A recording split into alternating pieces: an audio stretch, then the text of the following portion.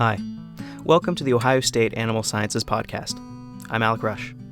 For today's episode, we're going to take a close look at one specific animal and see how it exists in relation to humans. This animal walks a fine line between livestock and companion animal. It has long served humankind throughout history and continues to have a unique relationship with us, unlike any other animal. I am, of course, talking about horses. This episode is called The Horse and Human Cultures. Hopefully, by learning about how the horse became such an important part of our culture, we can gain some insight about the rest of the animal kingdom as well.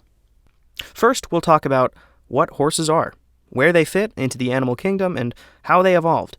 Next, we'll explore how they were domesticated by humans and used by cultures around the world and throughout history.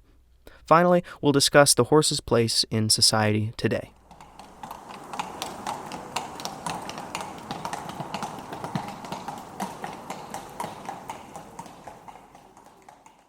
So, if you're like me, you might have a very basic understanding of evolution. For example, I know that humans come from primates, birds come from dinosaurs, and everything originally comes from the ocean. But if you asked me about how horses evolved, I wouldn't really be able to even guess. They're mammals, I'm at least pretty sure about that. They have 4 legs, but they're not really similar to other 4-legged mammals, except maybe zebras. So let's get some answers. Like all other animals, horses weren't always what they are now.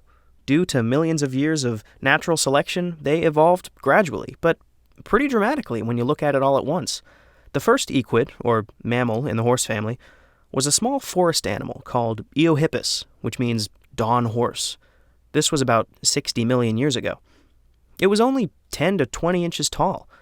Over the next 55 million years, this little critter got larger, longer legs, longer neck, longer muzzle. Overall, just more of what we think of as horse-like features. At around 8000 BCE, wild horses actually became extinct in North America. This was primarily due to climate changes. Around 3000 BCE is when the domestication of horses began, and 1000 BCE is when we see the first horseback riders. From this point forward, horses became an important part of most ancient civilizations. This continued throughout the Middle Ages and most of history. In about 1500, the Columbian Exchange saw the interchange of crops, livestock, and diseases between Europe and North America, the quote-unquote New World. This is when horses were reintroduced to North America.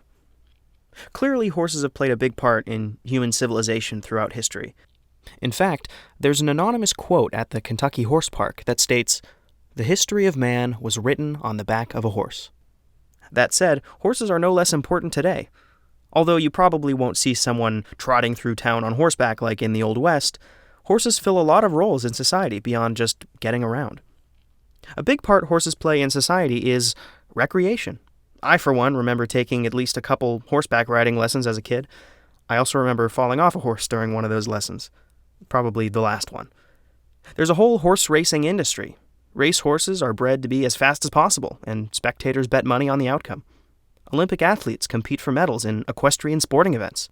Horse-drawn carriages may not be something we see every day anymore, but some are still used for ceremonial purposes and things like that.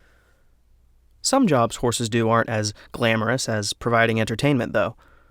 Horses work as mounts for police officers and park rangers. Draft horses or work horses are used for agriculture or transportation in less developed parts of the world where machinery hasn't replaced them yet. Not only that, but horses are still used for these purposes here in the United States by some people. For example, the Amish, of which a large population lives right here in Ohio. Horses were used in warfare throughout history, and by extension are now used in film and television depicting historical or even fantasy settings. Horses are also used for therapeutic purposes. This includes cognitive, emotional, and physical therapies. Now, not every culture has the same relationship with horses. For example, we raise cows, pigs, and chickens to be eaten, but eating horse is pretty much a taboo in the United States and many Western cultures. This isn't the case everywhere. About 5 million horses are consumed for their meat each year worldwide. But even if we don't outright eat horse, we're no stranger to other horse products. For example, glue used to be made from horse hooves, and horse tail hair is used to make the bows of stringed instruments. And that pretty much brings us to the present. We covered a lot of ground, even while just talking about one animal. From the tiny, forest-dwelling Eohippus through millions of years of evolution and thousands of years of domestication to the tall, proud, beautiful creatures we know and love today.